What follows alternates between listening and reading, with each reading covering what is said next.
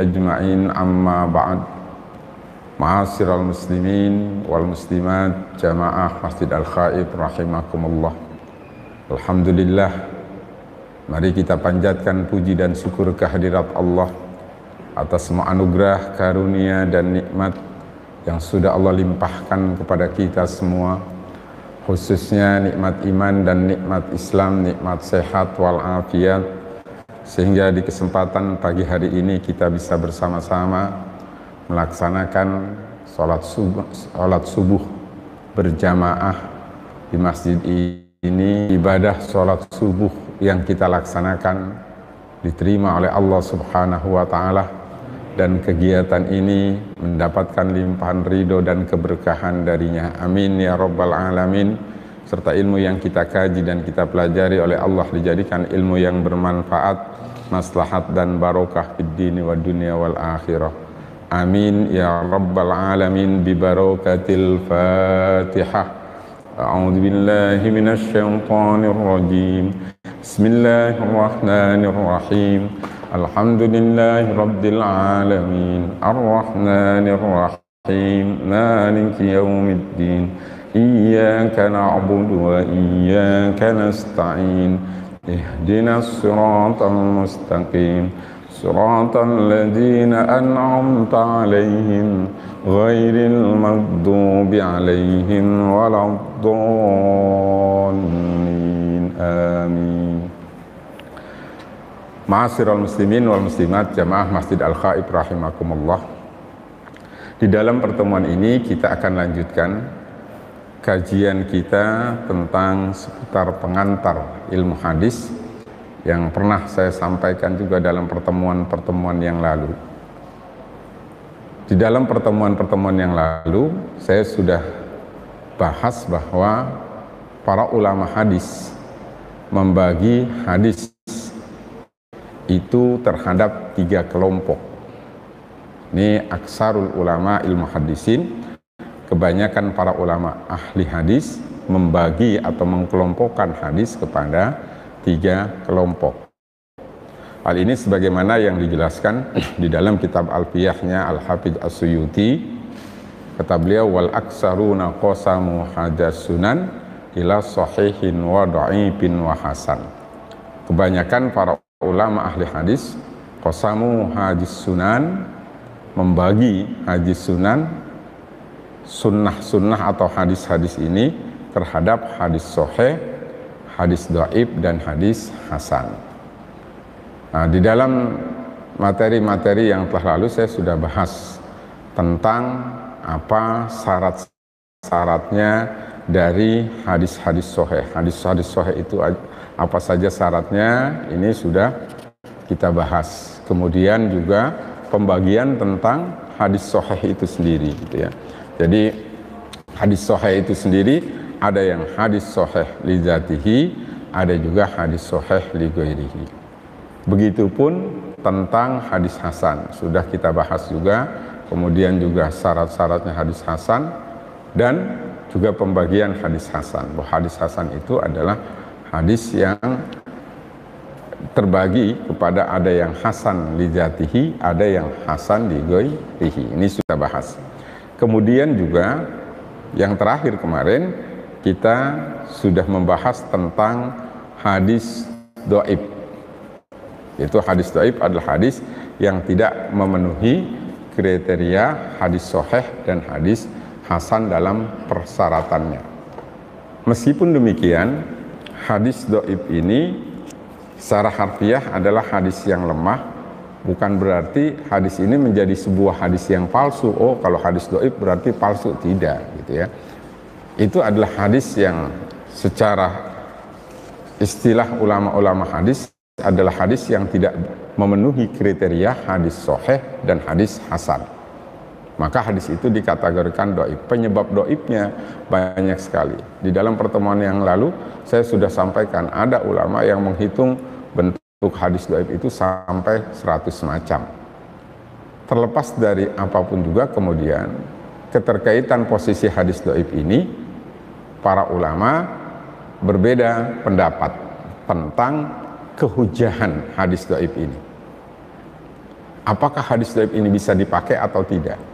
Nah, di dalam pertemuan yang lalu ada 3 pendapat atau 3 mazhab keterkaitan posisi hadis dhaif ini yang saya juga sudah sampaikan. Pendapat yang pertama mengatakan layak malu bihi mutlakon, la fil ahkam wala fil fadail. Oh, hadis dhaif itu tidak bisa dipakai secara mutlak, baik itu keterkaitan dengan masalah hukum maupun keterkaitan masalah fadail. Nah, ini adalah pendapat yang pertama. Silahkan Bapak mau pakai, saya tidak pakai hadis dhaif, nggak ada masalah mengikuti pendapat yang ini. Tapi pendapat yang kedua, ada yang mengatakan ayyumala bihi mutlaqan wa huwa madhhabu ba'dil iraqiyyin, gitu ya, khossatan min ahlil kuffah, bahwa hadis dhaif tetap bisa dipakai secara mutlak, baik itu keterkaitan dengan masalah hukum ataupun dalam masalah fadail. Ini adalah pendapat yang kedua. Nah, ada pendapat yang tengah-tengah. Pendapat yang tengah-tengah itu al-majhabus salis jawazul istishhad biha fi fadailil a'mal. Boleh kita menggunakan hadis dhaif ini fi fadailil a'mal kalau itu keterkaitan dengan masalah keutamaan beramal. Yang tidak boleh adalah kalau dalam masalah penetapan hukum atau akidah, menggunakan hadis dhaif tidak boleh. Nah, inilah yang kebanyakan oleh para ulama digunakan dalam konsep ini. Jadi tidak berarti kemudian setiap hadis dhaif nggak bisa digunakan, hadis dhaif tidak bisa digunakan, nggak begitu. Jadi silahkan Bapak mau pakai bahasanya, saya mengikuti pendapat yang pertama aja nggak menggunakan hadis dhaif, ya silahkan, kan gitu. Tapi ada orang yang kemudian menggunakan hadis dhaif pun sebagai hujjah di fadailil a'mal, itu tidak bisa disalahkan karena memang ada pendapat ulama yang mengatakan seperti itu. Bahkan tadi kalau kita lihat yang pendapat kedua ekstrim juga, pokoknya meskipun itu hadis dhaif bisa dipakai, digunakan secara mutlak. Nah, ini yang harus kita pahami, sehingga dengan begitu maksud saya apa? Ketika kita memahami posisi hadis dhaif itu dalam pandangan ulama ahli hadis, jangan sampai ini kemudian jadi masalah, gitu ya. Karena pemahaman yang berbeda. Oh, karena dia menggunakan pendapat yang pertama, dia nggak paham bahwa pendapat ada yang lain, langsung wah itu hadisnya dhaif, buang, nggak kepakai. Hadisnya dhaif, buang, nggak kepakai, gitu kan. Meskipun itu fi fadailil a'mal. Nah, ini jadi jangan sampai seperti itu. Kalau dia paham bahwa oh iya, ada yang berpendapat memang, dan yang berpendapat pun bukan orang sembarangan. Mereka juga dari kalangan ahli hadis juga yang paham dan mengerti tentang ahli hadis. Ada yang berpendapat oh boleh fi fadailil a'mal, ya kita tinggal saling menghargai. Oh iya, dia melakukan hal seperti itu memang ada hadisnya, meskipun hadis itu dhaif, dan itu bisa dilakukan, dijadikan hujjah. Kan santai. Kalau begitu kan enak, gitu ya. Jadi nggak, agama ini kok kelihatannya jadinya bertentangan terus, gitu. Nah, ini kan yang jadi masalah kadang-kadang seperti itu. Nah, inilah yang harus dipahami. Nah, kemudian di dalam pertemuan ini saya ingin membahas tentang hadis maudhu atau hadis palsu. Nah, ini jadi meskipun para ulama tadi telah membagi hadis ini hanya kepada 3 bagian, yaitu hadis sahih, hadis hasan, dan hadis dhaif, kok kita sering mendengar istilah hadis palsu atau hadis maudhu. Apa ini sebetulnya hadis maudhu ini? Di mana posisinya dari ketiga hadis ini, gitu ya? Yaitu dari 3 hadis sahih, hasan, dan dhaif. Kok tiba-tiba ada hadis maudhu, ada hadis palsu? Apa itu sebetulnya? Nah, saya ingin jelaskan bahwa hadis maudhu itu memang bagian dari pembahasan dalam hadis-hadis dhaif. Jadi hadis maudhu ada dari bagian pembahasan dalam hadis-hadis dhaif. Kalau di dalam kitab Al-Manzumah Al-Baiquniyah, maka pada pembahasan yang ke-32 tentang bagian-bagian dari hadis dhaif itu dikatakan al-qismus tsani was salasun al-maudhu. Jadi bagian dari hadis-hadis dhaif yang ke-32 adalah hadis maudhu. Jadi hadis maudhu masuk ke dalam kategori pembahasan, pembagian dalam hadis dhaif, Tapi tidak setiap hadis dhaif itu hadis maudhu. Nah, ini yang harus dipahami, gitu ya. Jadi bahwa hadis maudhu itu iya bagian dari bahasan yang masuk ke dalam bahasan hadis dhaif, karena para ulama hanya membagi hadis itu kepada 3 bagian, sahih, hasan, dan dhaif. Tapi tidak setiap hadis dhaif adalah maudhu. Karena kadang-kadang kan ada yang beredar, saya juga sering lihat, oh ini hadisnya dhaif maudhu, oh ini hadisnya dhaif maudhu, seolah-olah yang dhaif itu semuanya maudhu. Padahal tidak, gitu. Jadi harus dipahami bahwa maudhu iya bagian dari bahasan dalam materi pembagian hadis dhaif, tapi tidak setiap hadis dhaif maudhu. Karena itu maka di dalam bahasan ini saya bahas tersendiri tentang hadis maudhu. Apa hadis maudhu itu? Hadis maudhu wa al hadis al maudhu al muhtalak al mansub ila Rasulillah kadiban. Jadi hadis maudhu adalah hadis yang dibuat-buat oleh seseorang, tapi itu dia hubungkan dengan Rasulullah Shallallahu Alaihi Wasallam, padahal di dalamnya ada kedustaan. Artinya Rasulullah Shallallahu Alaihi Wasallam tidak pernah mengutarakan atau mengucapkan atau bersabda dengan ucapan yang seperti itu. Tapi oleh orang tersebut, hadis ini dihubungkan dengan Rasulullah Shallallahu Alaihi Wasallam. Ini namanya adalah hadis maudhu. Jadi hadis maudhu adalah hadis dusta yang tidak ada hubungannya dengan Nabi Sallallahu Alaihi Wasallam, yang dibuat-buat atas Nabi atau atas Nabi Sallallahu Alaihi Wasallam. Di dalam kitab Al-Baiquniyah dikatakan, wal kadhibul mukhtalikul masnu'u ala nabi fajalikal maudu'u. Jadi wal kadhibul mukhtalikul masnu', pembicaraan bohong, al-mukhtalikul masnu, yang dibuat-buat, ya, ala nabi, dihubungkan atas nama nabi, fajalikal maudhu, maka itu namanya hadis maudhu, atau kita nyebut hadisnya palsu. Kenapa palsu? Atas nama nabi, padahal itu ucapan dia sendiri, dan nabi tidak pernah berkata seperti itu, makanya disebut dengan maudhu, yaitu hadis palsu. Jadi harus paham. Beda dengan dhaif kemarin. Kalau dhaif itu karena tidak memenuhi kriteria atau syarat-syarat hadis sahih, seperti rawinya harus adil, ya, sikot, hafalannya kuat, dobit. Kalau hadis dhaif tidak, kayaknya bisa diragukan nih, hafalannya agak kurang kuat. Nah, itu saja gitu ya.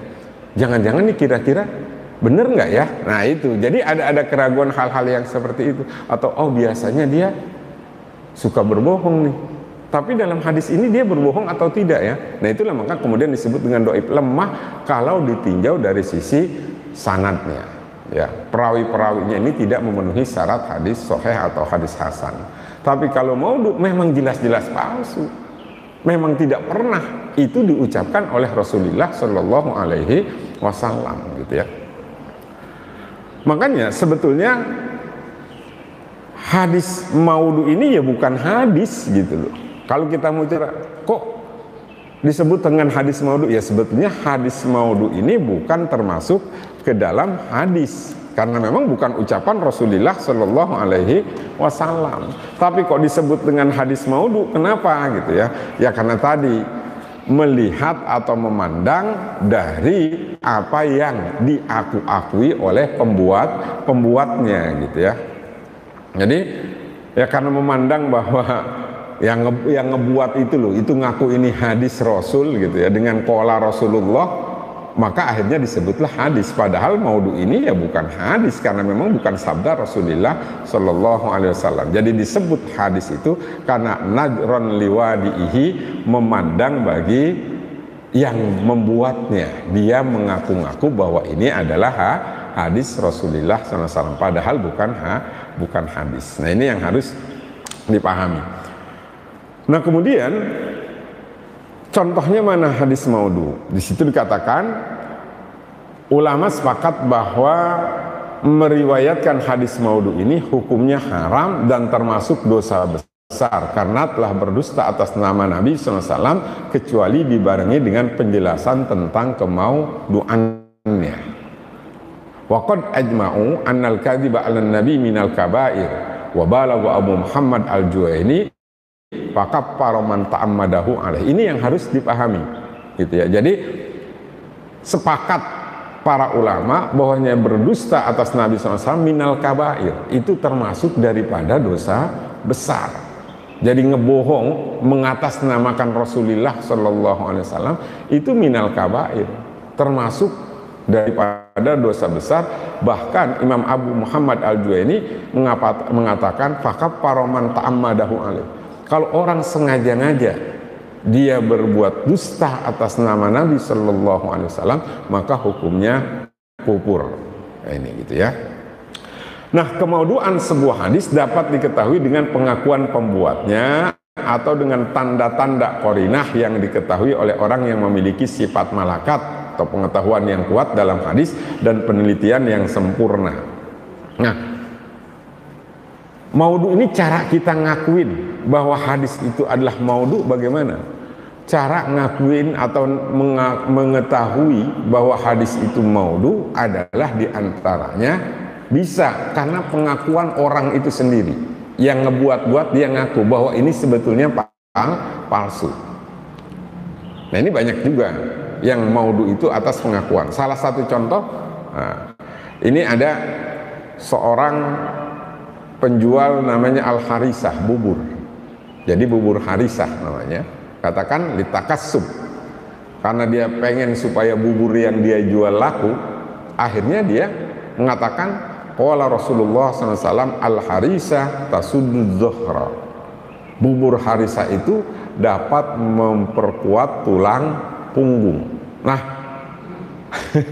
ini dia hubungkan dengan qala Rasulullah SAW, bahwa Rasulullah SAW telah bersabda bubur harisah itu bisa memperkuat tulang punggung. Wah, laku lah kan gitu. Kenapa? Karena hubungkan dengan Rasulullah SAW.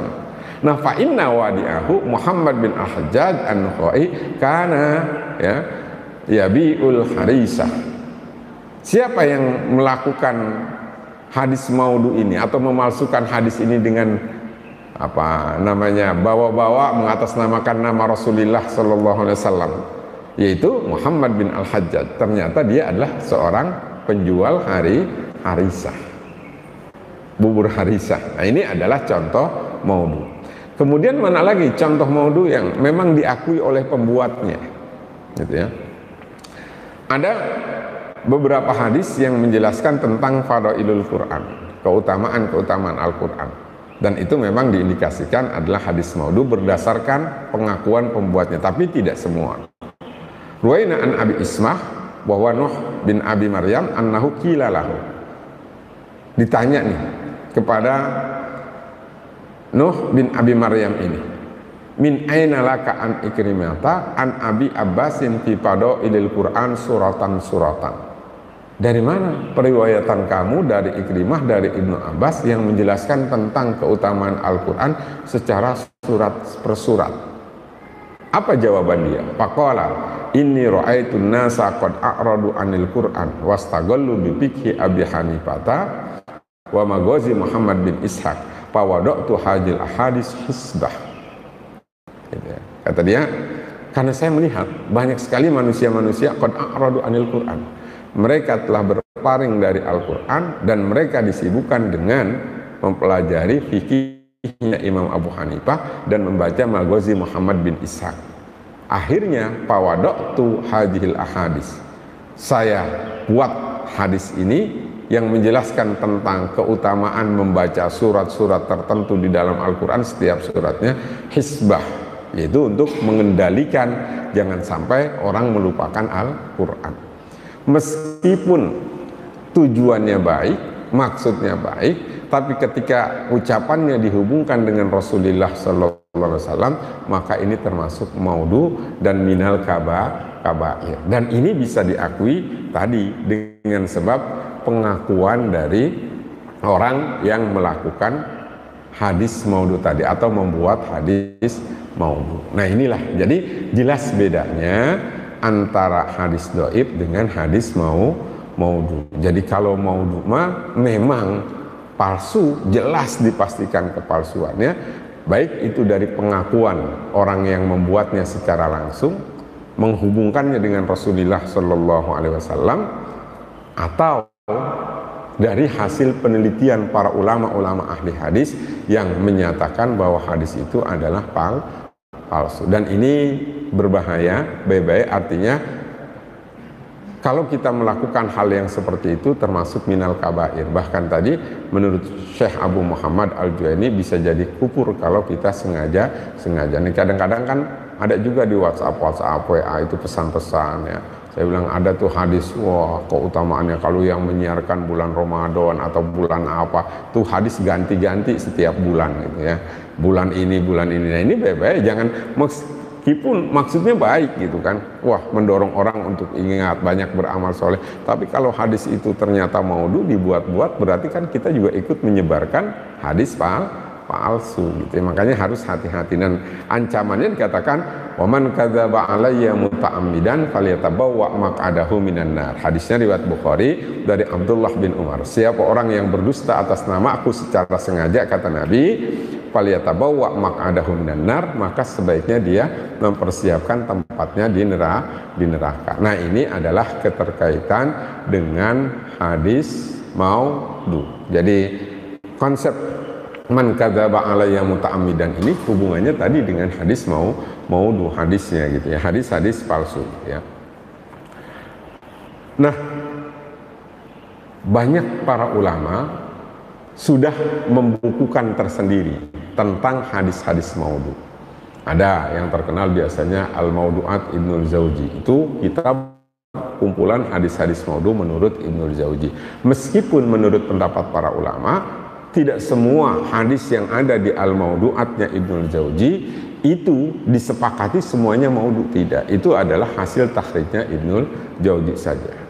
Kemudian adalah juga Al-La'ali Al-Masnu'ah karangan Al-Hafidz As-Suyuti, mutiara yang dibuat-buat. Itu juga menjelaskan tentang hadis-hadis maudhu. Jadi banyak kalau kita mau, kitab apa, hadis apa saja ya yang masuk dalam kategori maudhu, itu banyak kitab-kitab yang khusus memang mengumpulkan tentang hadis-hadis maudhu. Tapi tidak semua ya, tidak semua apa yang disebut maudhu di dalam kitab tersebut oleh penyusunnya kemudian disepakati, belum tentu juga. Nah inilah kalau kita berbicara tentang hadis.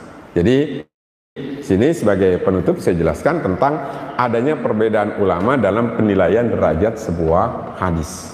Jadi setelah kita pahami tentang hadis itu ada yang sahih, ada yang hasan, ada yang dhaif, kemudian ada hadis maudhu dengan pengertiannya, dan kita paham tentang posisi kedudukan hadis-hadis tersebut dalam konsep syariat atau ajaran agama kita. Nah, terus bagaimana ketika kita menyikapi adanya perbedaan antara seorang ulama ahli hadis dengan ulama ahli hadis yang lain di dalam takhrij hadis? Kan ada, si ini mengatakan ini hadisnya hasan, tapi ini ulama ini mengatakan hadisnya dhaif. Nah, ketika kita memahami begitu bagaimana? Nah, ini juga harus kita pahami. Kalau di dalam fikih kita mengenal ada istilah ikhtilaf, perbedaan pendapat ulama, sehingga kemudian ada beberapa mazhab ya, yang terkenal adalah mazahibul arba'ah, 4 mazhab.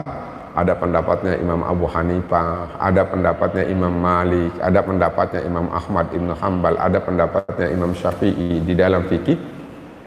Dan itu bisa saja di antara 4 mazhab ini berbeda-beda pendapatnya dalam satu hukum. Ternyata perbedaan itu tidak hanya sebatas berada di dalam masalah fikih. Di dalam masalah takhrijul hadis pun ada perbedaannya.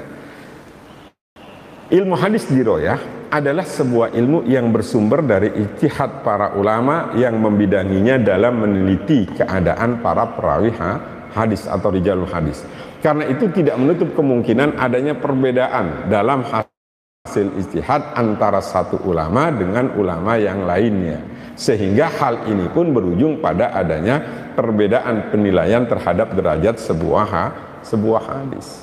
Kenapa kok bisa terjadi perbedaan?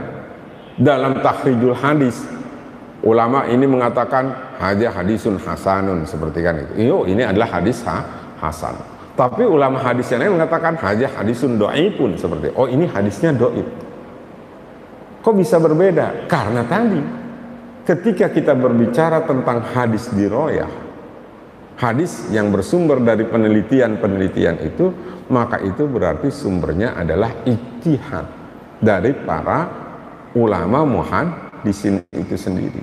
Nah, ketika itu bersumber dari ijtihad, maka tidak menutup kemungkinan terjadinya perbedaan pandangan mereka dalam menilai seseorang sebagai perawi hadis atau rijalul hadis. Seperti kemarin saya sudah jelaskan ketika berbicara tentang di dalam rijalul hadis sahih, seperti ini an ini, semuanya harus siqat, bisa dipercaya. Seseorang itu ketika meneliti si A, ini bisa saja si A yang diteliti menurut pendapat ulama B, dia kurang bisa dipercaya. Tapi bisa saja menurut pendapat ulama C, si A ini betul-betul bisa dipercaya. Maka secara otomatis penilaian yang berbeda akan menghasilkan kualitas hadis yang berbeda, gitu kan? Akhirnya karena menurut si C ini percaya, maka hadis ini seperti hasan atau sahih. Tapi kalau menurut ulama B ini kurang dipercaya, akhirnya timbullah hadis itu entah hasan atau dhaif. Nah, inilah karena hasil ijtihad. Jadi tidak menutup kemungkinan bahwa di dalam sebuah hadis itu terjadi perbedaan penilaian pendapat ulama. Nah, satu contoh tentang hadis al-mukhtalaf bi tarjihihi. Nah, ini contoh hadis yang berbeda lah di dalam tarjihnya. Mana? Contohnya hadis tentang kunut. Kan gitu ya. Hadis tentang membaca kunut di dalam sholat subuh. Ini yang saya sampaikan yang biasa saja kita pahami, ya. Hadis yang diriwayatkan oleh Imam Hakim an Anasin anna Rasulullah SAW lam yazal yaknutu fi subhi hatta faraqad dunya. Ya. Bahwa sanya Rasulullah SAW itu lam yazal yaknutu fi subhi. Beliau selalu membaca doa kunut fi subhi di dalam sholat subuh hatta faraqad dunya, sehingga beliau meninggal dunia. Ini hadisnya. Dan hadis ini Rawahul Hakim diriwayatkan oleh Imam Hakim an Anasin dari sahabat Anas wa qala hadisun sahihun. Imam Hakim mengatakan hadis ini adalah hadis sahih. Dan ini yang kemudian dipakai oleh mazhab Syafi'i dalam prakteknya, gitu ya. Dalam mazhab Syafi'i dalam prakteknya, sehingga dalam mazhab Syafi'i salah satu daripada sunnah yang dianjurkan dilakukan di dalam sholat subuh adalah membaca doa kunut, termasuk daripada sunnah ab'ad di dalam sholat gitu. Sunnah ab'ad adalah kunut, sehingga kalau kok kunutnya ditinggalin dalam mazhab Syafi'i, sunnah untuk ditambal dengan sujud sahwi. Itu pendapat mazhab Syafi'i karena melihat hadis ini, dan hadis ini disahihkan oleh Imam Hakim. Makanya ya umat Islam yang kemudian di dalam praktek ubudiyahnya mengikuti mazhab Syafi'i, ya mereka ketika sholat subuh melaksanakan kunut. Dasar hadisnya ini yang disahihkan oleh Imam Hakim. Tetapi di dalam hadis ini yang kemudian ada juga disahihkan atau disohehkan oleh seseorang, kemudian didoibkan oleh seorang, ada lagi mazala Rasulullah SAW yaknutu fil fajri hatta faraqad dunya. Ini lafaz yang lain, bahwa Rasulullah SAW selalu melaksanakan kunut fil fajri di dalam sholat subuh hatta faraqad dunya, sehingga beliau meninggalkan dunia. Hadis ini diriwayatkan oleh Imam Ahmad, Daruqutni dan Baihaqi wa shahahahu wa wasaqarwatuhu wa du'afahu Ibnu Tarkumani wa Ibnul Jauzi an An-Nasin. Nah ini oleh Ibnu At-Tarkumani dan Ibnul Jauzi, hadis ini didoibkan tentang kunutnya Rasulullah Shallallahu Alaihi Wasallam. Karena didoibkan, kemudian para mazhab-mazhab yang lain tidak menggunakan hadis ini. Makanya kemudian kalau mazhabnya Imam Ahmad Ibn Hanbal, ya tidak kunut di dalam sholat subuh, melihat bahwa hadis tersebut adalah hadis doib. Ini membuktikan adanya perbedaan di dalam takhrij sebuah hadis. Dan itu sebagaimana? Ya nggak usah bagaimana-bagaimana. Kalau kita tahu yang mau kunut silahkan. Kita tahu oh iya dalilnya itu yang disohehkan oleh Imam Hakim dan itu menurut pendapat mazhab Syafi'i, silahkan ikuti itu. Yang tidak mau kunut juga nggak usah kemudian bingung-bingung menyalahkan yang kunut. Kenapa? Oh itu hadis itu memang didoibkan oleh Ibnul Jauzi, oleh ini, dan ada mazhab yang tidak menggunakannya. Selesai. Kita saling menghargai dan saling menghormati. Nggak kemudian saling nyalahin. Oh yang kunut itu bid'ah karena ini hadisnya doib. Terus yang nggak kunut nyalahin, oh ini nggak kunut. Ah ya. Kalau mau begitu sampai kapan hal-hal yang seperti itu? Dan itu ternyata timbulnya kalau kita pahami ya karena ketidakpemahaman kita. Ketidakdewasaan kita dalam memahami sebuah konsep hukum.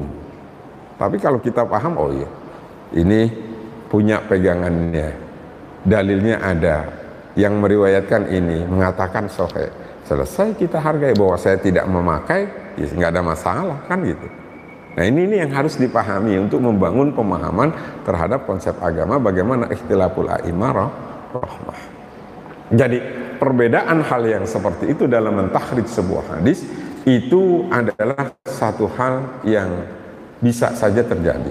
Termasuk banyak hadis-hadis yang dipertentangkan atau perbedaan pendapat ulama gitu ya.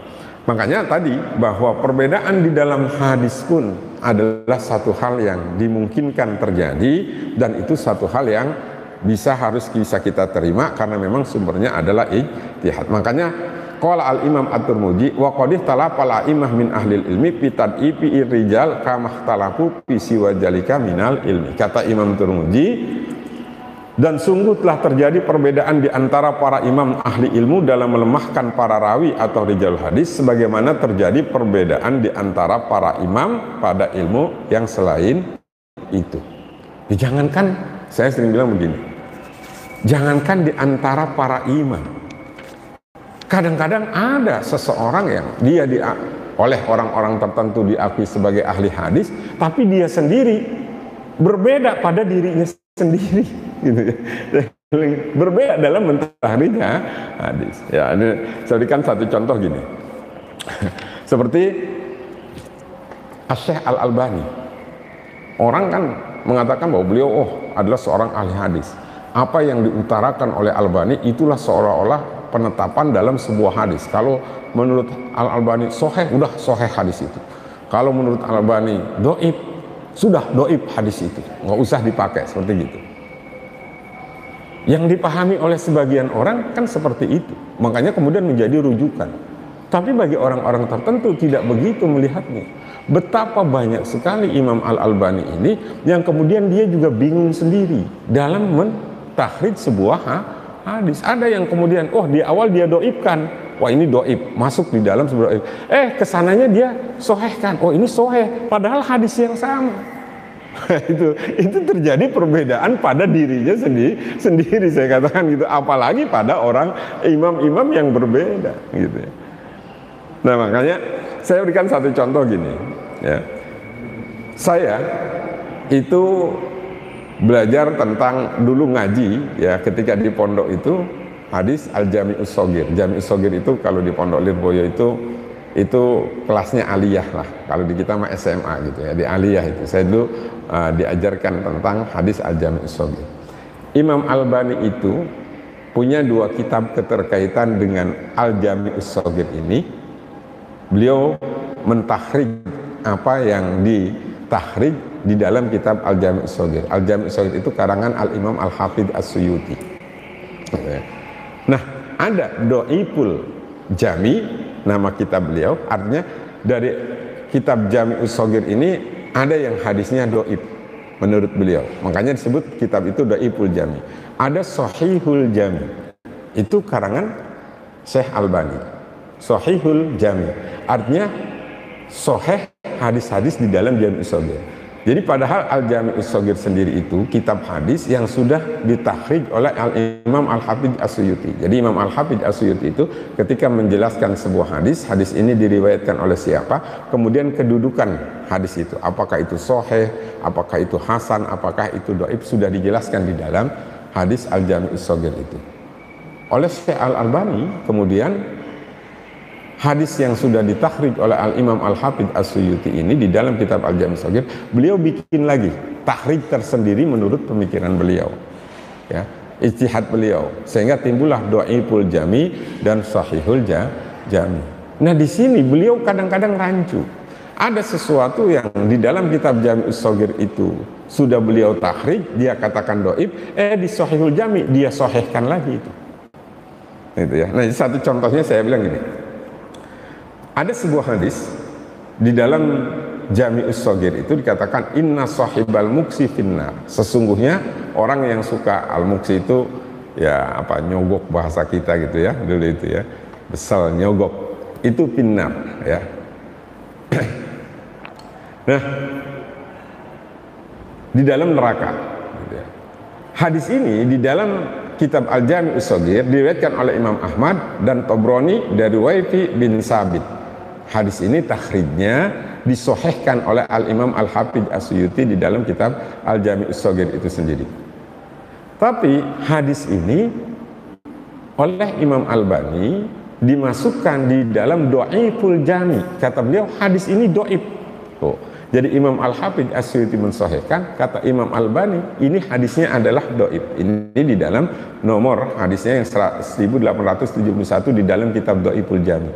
Begitu beliau mengarang tentang Sahihul Jami, summa sahihah, hadis tersebut dimasukin ke dalam hadis sahih ini di dalam nomor hadis 3405 di dalam kitab Sahihul Jami. Satu hadis yang sama, periwayatan yang sama oleh pentakhrij yang sama, satu sisi dimasukin ke hadis do'if, di satu sisi dimasukin ke hadis sahih. Kan ikhtilaf sendiri, saya bilang kan gitu ya, bingung sendiri seperti itu, padahal pentakhrijnya sudah. Itu satu contohnya gitu ya. Kemudian apalagi ada juga sebuah hadis, idza doha ahadukum falyakul min udhiyati. Kalau ada salah seorang dari kalian melaksanakan kesunahan berkorban, maka sebaiknya dia makan ya min udhiyati, dari hewan kurban yang dipotongnya itu. Nah hadis ini ada di dalam kitab Al-Jami'us Shagir. Hadis ini diriwayatkan oleh Imam Ahmad dari Abu Hurairah. Hadisnya sahih menurut Al-Imam Al-Hafidz As-Suyuti di takhrij. Tapi oleh Imam Albani dikatakan Do'iful Jami. Hadis ini adalah hadis do'if di dalam kitab Do'iful Jami'nya nomor 581. Tapi begitu beliau memasukkan Sahihul Jami dalam kitab Sahihul Jami'nya, hadis ini yang sama juga disahihkan oleh beliau. Padahal kan sudah jelas do'if dengan sahih itu jauh sekali gitu ya. Nah ini ada pada nomor 3563. Jadi ini perbedaan hal yang seperti itu. Bahkan ada perbedaan yang menurut saya ekstrim sekali. Ekstrimnya apa? Imam Albani itu berani berbeda. Beliau berani mendoifkan hadis yang diriwayatkan oleh Imam Bukhari dan Muslim gitu. Padahal para ulama mengatakan, Imam Nawawi seorang pakar hadis, beliau mengatakan dalam kitab At-Taqribnya, inna as-sahal kutub ba'dal Quran as-sahihani al-Bukhari wa Muslim, bahwa paling sahih-sahihnya kitab ba'dal Quran setelah Al-Quran adalah as-sahihani, dua kitab sahih, yaitu Sahih Bukhari dan Sahih Muslim. Itu adalah paling sahihnya dari kitab-kitab yang ada, atau dari kutubus sittah lah. Jadi kutubus sittah itu di dalam hadis dulu itu yang terkenal itu kan Sahih Bukhari, Sahih Muslim, Sunan Abi Daud, Sunan Turmuji, Sunan Nasai, dan Sunan Ibnu Majah. Yang dua atas ini, Sahihul Bukhari dan Sahih Muslim, ini udah disepakati oleh ulama kesahihan Beda kalau yang seperti Sunan Abu Daud, Sunan Turmuji, Sunan Nasai, Sunan Ibnu Majah, memang ada yang sahih, ada yang hasan, ada yang dhaif, meskipun masuk kategori kutubus sittah. Tapi kalau yang dua, Sahihul Bukhari dan Sahihul Muslim, ini sudah disepakati kesahihannya. Tapi beliau Imam Albani berani mengatakan bahwa apa yang diriwayatkan oleh Imam Bukhari dan Imam Muslim itu adalah hadis dhaif. Satu contohnya saya ambilkan ini keterangannya, gitu ya. Tad'iful Albani hadis Sahihul Bukhari wal Muslim. Karena ada sebuah hadis di dalam kitab Al-Jami' As-Shaghir itu, kana lahu farasun yuqalu lahul Lahib, bahwa Rasulullah SAW itu punya seekor kuda namanya Lahib. Hadis ini di dalam kitab Al-Jami' As-Shaghir dikatakan rawahul Bukhari, diriwayatkan oleh Imam Bukhari dan ditakhrij oleh Al-Hafidz As-Suyuti, hadisnya adalah sahih. Tapi doa Pahul Albani bido'ipil jami, oleh Imam Albani hadis ini didoibkan di dalam kitab Do'ipul Jami, doibnya Al-Jami'us Shaghir, itu riwayat Imam Bukhari. Kemudian ada riwayat Imam Muslim, idza qama ahadukum minal lail falyaftatih sholatahu bi rak'ataini khafifataini, apabila bangun salah seorang dari kamu di tengah malam, maka sebaiknya dia membuka sholatnya dengan 2 rakaat khafifataini yang ringan. Hadis ini diriwayatkan oleh Imam Ahmad dan Imam Muslim dari Abi Hurairah di dalam kitab Al-Jami' As-Shaghir dan ditakhrij oleh Al-Hafidz As-Suyuti sahih, ya, riwayatnya Imam Muslim.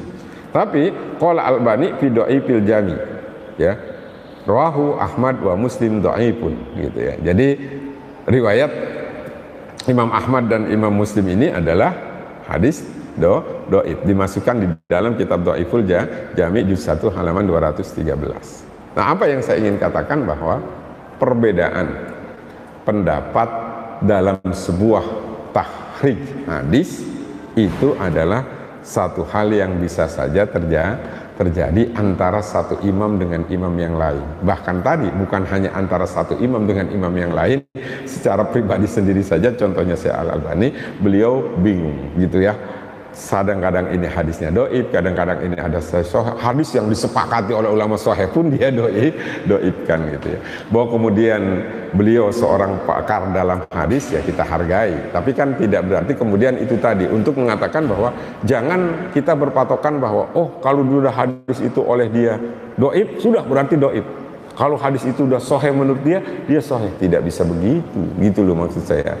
Jadi harus kita pahami bahwa ada orang yang berpendapat oh ini hadis sahih. Memang kalau ulama-ulama hadis dulu ya sudah sepakatnya, kalau itu riwayat Bukhari di dalam Sahihul Bukharinya dan riwayat Muslim ya sudah sepakat itu adalah hadis sahih gitu ya. Nggak ada tuh yang berani ngutak-ngatik gitu ya. Kan seperti itu. Nah ini. Nah, kemudian wahadzal ikhtilaf tabaiyun wa ghairu mustankarin kama nabbahal Munziri ala zalika, gitu ya. Perbedaan ini dan tidak bisa diingkari, tidak bisa dihindari perbedaan-perbedaan hal yang seperti ini, sebagaimana yang telah diingatkan oleh Al-Munziri dengan ucapannya, perbedaan di antara mereka para ahli hadis itu seperti perbedaan di antara para ahli fikih. Semuanya itu adalah ketetapan hasil ijtihad, gitu. Jadi ini kata Al-Munziri, ya fi qawli ikhtilafu haula'i yuridul muhaddisin kahtilafil fuqaha kullun jalika yaqtadihil ijtihad. Jadi bisa saja para ulama-ulama ahli hadis beliau berbeda dalam menilai sebuah hadis tentang status kesahihannya, kehasanannya dan kodaifannya, karena memang berangkat dari ijtihad. Nah, dalam konsep ini kita harus bisa menghargai perbedaan. Ikhtilaful a'immah rahmah. Silahkan, oh ini hadisnya menurut ini dhaif, tapi menurut ini mungkin hasan. Ada juga, oh hadis ini menurut imam ini maudhu seperti, tapi menurut yang lain tidak bisa, gitu. Bisa saja menjadi hadis yang dhaif. Kan jelas kalau maudhu sudah palsu, kalau yang ini yang dhaif masih bisa digunakan. Ya sudah, kita saling menghargai saja. Yang mau pakai ya silahkan, yang tidak ya juga silahkan, gitu kan. Enggak, jangan kemudian ribut, karena semuanya sama-sama ada landasan mengikuti pendapat ulama yang muktabar, yang bisa dijadikan sebuah pegangan. Nah, Ma'asyiral muslimin wal muslimat jamaah Masjid Al-Khaib rahimakumullah. Inilah rangkaian kajian yang kita kaji dalam beberapa kali pertemuan gitu ya, yang ada hubungannya dengan seputar masalah pengantar ilmu hadis yang saya sampaikan. Tentu memang tidak semua kajian tentang ilmu hadis yang saya sampaikan di dalam materi tentang pengantar ilmu hadis ini, tapi paling tidak rangkaian besarnya sudah saya sampaikan. Ya, pembagian tentang hadisnya sahih, hasan, kemudian dhaif, kemudian pengertian tentang maudhu, syarat-syaratnya. Yang mungkin belum saya sampaikan, ya sebetulnya itu masuk dalam gerbong adalah tentang macam-macam hadis dhaif, karena memang hadis dhaif banyak sekali dan itu membutuhkan waktu yang cukup panjang keterkaitan kalau membahas hal yang seperti itu gitu ya. Tapi secara global sudah saya sampaikan. Mudah-mudahan ini menambah sebuah wawasan bagi kita keterkaitan dengan pemahaman ketika kita membaca sebuah hadis. Dan juga saya sudah sampaikan tentang bagaimana dalam memahami hadis, ketika hadis itu adalah tahrijnya sahih atau hasan, ini tidak serta-merta juga kita pahami secara lafadznya saja. Dalam istimbatul hukmi dan istidlalnya tetap kita mengacu pendapat para ulama. Jadi tidak bisa kita hanya berpedoman pada hadisnya ini sahih, berarti seperti itulah seperti maknanya, tidak. Ini yang harus, dan ini sudah saya sampaikan di awal, bahwa hadis ini adalah bagian sumber dari hukum Islam, tapi dalam memahami hadis, istimbatul hukmi atau istidlal, mengambil sebuah ketetapan hukum atau dalil dari sebuah hadis, tidak bisa hanya berpedoman pada hadis itu sahih atau hasan. Karena kalau hanya berpedoman pada itu, ini berbahaya. Kita harus juga mengikuti bagaimana pendapat para ulama di bidangnya keterkaitan dengan makna dan maksud dari hadis itu. Ya, satu contoh ini kan yang berbahaya melihat teks hadis itu, ya hadis tentang bid'ah kan begitu. Ya. Bahwa hadis itu sahih, iya. Seperti yang riwayatnya dari Sayyidah Aisyah, man ahdatsa fi amrina hadza ma laysa minhu fahuwa raddun. Wah, siapa yang memperbaharui ya dalam urusan agama kita ini yang tidak ada bagian dari agama, dia tertolak. Ya. Wa iyyakum wa muhdatsatal umur, kan gitu ya. Fa inna muhdatsatal umuri bid'ah wa kullu bid'atin dolalah, kullu dolalatin finnar. Oh, pokoknya setiap sesuatu yang baru itu bid'ah, dan setiap bid'ah sesat, dan setiap sesat itu neraka. Ya akhirnya ngebid'ah-bid'ahin orang terus. Kenapa? Karena melihatnya hanya secara pemahaman teks hadis. Jadi orang semua, wah ini ahli neraka nih. Kenapa? Bid'ah. Karena memahami bahwa hadis itu sahih, iya. Oh kan hadisnya sahih, iya. Tapi cara memahami hadis, istimbatul hukum itu nggak bisa begitu, gitu.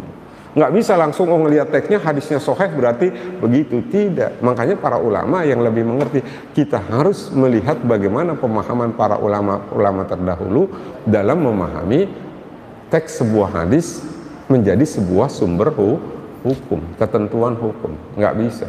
Ini kadang-kadang ada. Akhirnya ketika ulama memahami hal yang berbeda dengan pikiran dia secara teks hadis, dibentur-benturin dengan Nabi. Emang lebih tahuan ulama apa Nabi? Kalau saya gampang, lah Anda itu lebih paham dengan Nabi daripada para ulama yang mereka memang dekat sejalur dengan Nabi. Kan enggak, cuma dia baca doang, hadisnya sahih, akhirnya dia berpikir dengan pikir sendiri. Belum tentu apa yang dia pikirkan itu sesuai dengan apa yang disampaikan oleh Rasulullah. Dan para ulama ini, mereka yang memang secara keilmuan sampai kepada Rasulullah dan yang lebih tahu dengan apa yang dimaksud oleh hadis itu oleh Rasulullah Shallallahu Alaihi Wasallam, karena pemahamannya melalui para sahabat.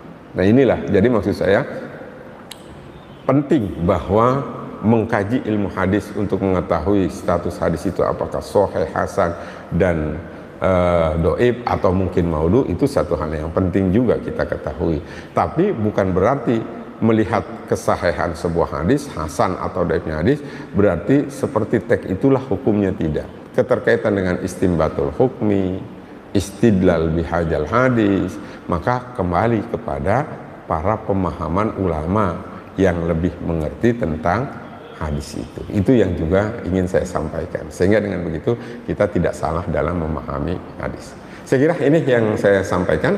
dalam pertemuan ini keterkaitan dengan kajian sebuah catatan pengantar ringkas ilmu hadis, dan berarti selesai nih ya materi tentang ilmu hadis dari awal. Kita 4 kali pertemuan, saya pikir targetnya dulu 2 kali pertemuan gitu ya, ternyata cukup panjang jadi 4 kali pertemuan. Baik, sebelum saya tutup, kalau mungkin ada hal yang ingin ditanyakan atau didiskusikan, saya silahkan. Waktu sekarang pukul 6 lewat 7 menit ya. Waktu sholat isyraq itu pukul 6 lewat 25 menit ya. Itu masuk waktu duha atau waktu isyraq. Silahkan kalau ada sebelum kita tutup bersama-sama. Ya, silahkan. Ya. Waalaikumsalam warahmatullahi wabarakatuh.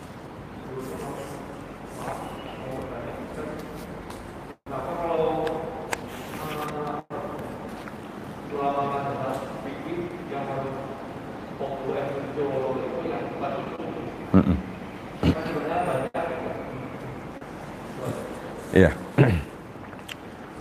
Baik. Memang di dalam konsep fikih itu banyak mazhab gitu ya. Termasuk ada mazhab sahabi, mazhabnya para sahabat. Kemudian di tengah-tengah tabi'in pun ada mazhab Daud Az-Zahiri juga gitu kan. Nah, Daud Az-Zahiri itu adalah mazhab tersendiri. Kemudian juga ada ya kalau pemahaman yang lain ada mazhab Syiah kan seperti itu yang berbeda. Kenapa kemudian para ulama sepakat kepada 4 mazhab ini, mazhabul arba'ah, yaitu mazhabnya Imam Abu Hanifah, mazhabnya Imam Ahmad Ibn Hanbal, kemudian mazhabnya Imam Syafi'i, mazhabnya Imam Maliki. Ya, kalau secara urutan Imam Abu Hanifah, Imam Maliki, Imam Syafi'i, Imam Ahmad Ibn Hanbal gitu ya. Kenapa kok sepakat? Alasan para ulama diantaranya yang menjadi landasan karena mudawwan. Jadi mazhab-mazhab mereka ini terjaga karena dibukukan, kemudian banyak para santri-santri beliau atau murid-murid beliau yang terus menjaga mazhab ini dan mengembangkan mazhab ini, sehingga kemungkinan terjadinya ada orang yang memalsukan tentang mazhab itu bisa lebih terjaga karena memang ada bukunya ya mazhab mereka, kemudian juga dikawal dan dijaga dan terus dikembangkan oleh para murid-muridnya dari generasi ke generasi, sehingga kalau kemudian ada yang mencoba mensusupi gitu ya, padahal ini seperti oh ini bukan mazhab Syafi'i, ini nggak ada. Kenapa? Karena dari semua ulama-ulama Syafi'i ada yang berpendapat itu bisa dicegah gitu kan, jadi bisa dicegah. Tapi kalau yang lain selain yang 4 itu, nah ini meskipun Daud Az-Zahiri memang ada kitabnya, ada kitab beliau, tapi untuk yang menjaga terus-terus kesininya itu jarang sekali gitu, sehingga makanya disepakatilah 4 mazhab ini menjadi rujukan seperti itu, disebut dalam fikih makanya madzhabul arba'ah gitu ya, seperti itu. Nah itu alasannya kenapa dalam fikih hal yang seperti itu, karena memang dan ini punya wilayah-wilayah tersendiri ya kayak di Indonesia mayoritas Syafi'iyah karena memang ya, ulama-ulamanya banyak dan yang dikaji adalah kitab-kitab Syafi'iyah mayoritasnya saya katakan. Di Mekah sana Arab Saudi yaitu mengikuti mazhabnya Imam Ahmad Ibnu Hanbal ya, mungkin di negara-negara lain juga berbeda-beda gitu, seperti itu yang menyebabkan seperti kalau mazhab dalam fikih ya seperti mazhab sahabat. Kenapa mazhab sahabat? Kan ini yang dekat dengan Rasul, tapi kok tidak dipakai mazhab sahabat itu ya, tadi karena memang ya sebetulnya para ulama-ulama ini juga mereka tabi'in ini juga bergurunya dengan para sahabat. Tapi kalau kemudian ada hal-hal yang nyeleneh dari sahabat, ini kan ditanya tadi benar apa enggaknya ya susah nanyanya. Ya satu contoh saya bilang gini, dalam kitab itu ada loh mazhab sahabat itu. Kalau tidak salah Ibnu Abbas atau siapa saya lupa ya, di dalam kitab itu yang kalau kita mau korban nggak punya duit, nggak punya apa, boleh korban pakai ayam, itu ada gitu ya. Nah, itu ada. Cuma kan bener nggak nih pendapat sahabat itu? Nah ini terus caranya bagaimana? Nah ini nggak ada. Beda kalau yang 4 itu, oh ini cara korban didetailkan semua oleh murid-muridnya, begitu ya jawabannya. Oke. Ada lagi? Tidak ya, cukup. Baik. Kalau sudah cukup, ya mudah-mudahan materi yang saya sampaikan keterkaitan dengan catatan pengantar ringkas ilmu hadis dari awal sampai akhir ini ya bermanfaat dan mudah-mudahan mendapatkan wawasan. Kalau kemudian ada hal-hal yang mungkin ya kurang berkenan atau dianggap salah dan keliru, saya secara pribadi mau dibuatkan pintu maaf yang sebesar-besarnya. Mari kita tutup dengan bersama-sama membaca doa khitamul majlis. Subhanakallahumma wa bihamdika asyhadu an la ilaha illa anta astaghfiruka wa atubu ilaik. Wallahul muwaffiq ila aqwamit thoriq. Wassalamualaikum warahmatullahi wabarakatuh.